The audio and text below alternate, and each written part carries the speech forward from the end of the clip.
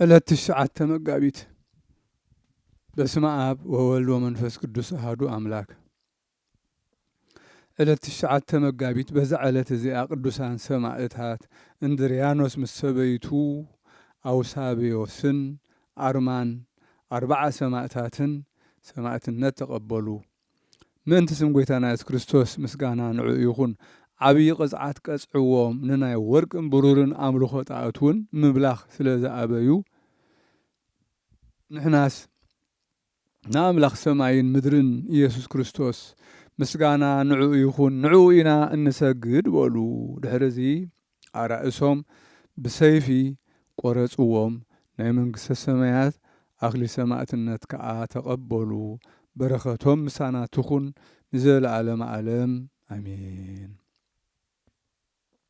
ሰላም ለእንድርያኖስ ወብእሲቱ በስንእ ለአውሳብዮስ ወአርማ ካልእ ወእደው 40 ስቱፋነ ገድል ወስምዕ ይስቅዩኒ በጸሎቶሙ ለብእሲ ጽሙዕ አቅመሃ አትክልት ስፉህ ከመይሰቂ ነቅእ።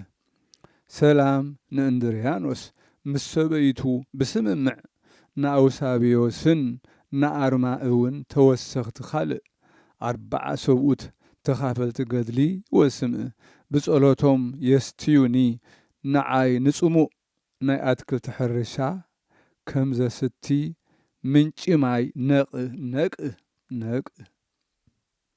በዛ ዕለት እዚኣ ምስ አባኖብ ሰማዕትነት ዝተቐበሉ 2000 ሰማዕታት መዘክርታኦም እያ። በረኸቶም ምሳና ትኹን ዘለዓለመ ዓለም አሜን። በዛ ዕለት እዚኣ ቅዱስ አቦ ተጋዳላይ ኩትን አዕረፈ። ንሱ ካብ ሃገረ ሶርያ በንጣንዮስ ካብ እትበሃል ዓዲ እዩ። ወለዱ ከዋኽብቲ የምልኹ ነበሩ። ስማ አቡኡ ንስጣር ስማ አዲኡ ቴዎድራ ይበሃሉ። ብዘበን ስብከት ሐዋርያት ብጎይታና ኢየሱስ ክርስቶስ አመኑ። ምስጋና ንዑ ይኹን። እዚ ቅዱስ እዚ ምስ ዓበየ ካብኡ ተአምራትን መንክራትን ተራእየ። ንጽህና፣ ሕውነት፣ ሕያውነት ብዙሕ ምሕረት ሓዘ። ኩሉ ትምህርቲ ከዓ ፈጸመ። ወለዱ ከመርዕዎ ደለዩ። ንሱ ግና ኣይፈተወን። ኣገዲዶም ከዓ ብዘይፍቓዱ ኣመርዓውዎ። ሰበይቲ ምጽኡሉ። ንሱ ግና ምስ ሰበይቱ ይተራኸበን። ሕጊ መርዓ ጸሊኡ ወይ ከዓ ድኻም ስጋ ሃልይዎ ዘይኮነስ ንዓለማዊ ፍትወት ስለ ዝጸልኦ እዩ። ምስ ሰበይቱ ድንግልናኦም ዓቂቦም ንጽህንኦም ሓልዮም ነዊሕ እዋን ብሓደ ተቐመጡ። ንሱ ግና አምላኸይ ብጥበብካ ናብ ዝሓሸ ምርሓን እናበለ ብዙሕ ጸሎትን ልመናን ኣማላድነትን የዘውትር ነበረ። እነሆ ከዓ ቅዱስ ሚካኤል ከምቲ ነቆርኔሌዎስ ዝተገልጸሉ ምስጋና ንዑ ይኹን። ሃይማኖት ጎይታና ኢየሱስ ክርስቶስ መሃሮ። ናብ ሓደ ካብ ሐዋርያት ከይዱ ከጥምቆ አዘዞ ክጥመቕ አዘዞ። ከይዱ ከዓ ጥምቀት ክርስትና ተጠምቀ። ምስጢራተ ቅዱሳት ከዓ ተቐበለ። ኩሉ ግዜ ከዓ ትምህርቲ ሐዋርያ ጳውሎስ ይሰምዕ ነበረ። በዚ ምክንያት ከዓ ንጽህና፣ ግብሪ ጽድቂ፣ ተጊህካ ምግዳል፣ ሕያውነት፣ ጾምን፣ ጸሎትን፣ ስግደትን ወሰኸ። ጎይታና ከዓ ምግባር ተኣምራትን መንክራትን ሃቦ። ኣብ ልዕሊ ሰይጣውንቲ እውን ስልጣን ሃቦ። ንወለዱ ከዓ ትምህርትታት ሂቡ ሰሓቦም። ናብ ሃይማኖት ጎይታና ኢየሱስ ክርስቶስ ድማ ኣእተዎም። ምስጋና ንዑ ይኹን። ከምኡውን ንሰበይቱን ንሕዋቱን ኣእመኖም። ካብ ከሓድቲ ከዓ ናብ ቤት ጣዖት ንሰይጣን ክስውእ ኢሉ ምስ ኣተወ ካብ ከሓድቲ ሓደ ናብ ቤት ጣዖት ንሰይጣን ክስውእ ኢሉ ምስ ኣተወ ቅዱስ ኩትን ነዚ ፈሊጡ ኣብ ልዕሊ ሰይጣን ዓውሉ ጨርሐ። ገሰጾሞ ንሱ ሰይጣን እምበር ኣምላኽ ከም ዘይኮነ ኣብ ቅድሚ ሰብ ክእመን ኣዘዞ። ከምቲ ዝኣዘዞ ድማ ገበረ። እቶም ኣብኡ ዝነበሩ ከዓ ኩሎም ከም ዝኽብሉ ጨርሑ። ኣምላኽ ቅዱስ ኩትን ሓደ ይበሉ። ኩሎም ከዓ ኣሚኖም ብስም ጎይታና ኢየሱስ ክርስቶስ ተጠምቁ።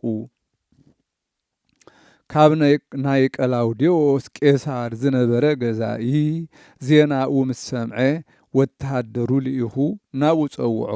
እዚ ቅዱስ ከዓ ናብኡ ምስ በጽሐ ኣብ ቅድሚ ገዛኢ ብጎይታና ኢየሱስ ክርስቶስ ተኣመነ።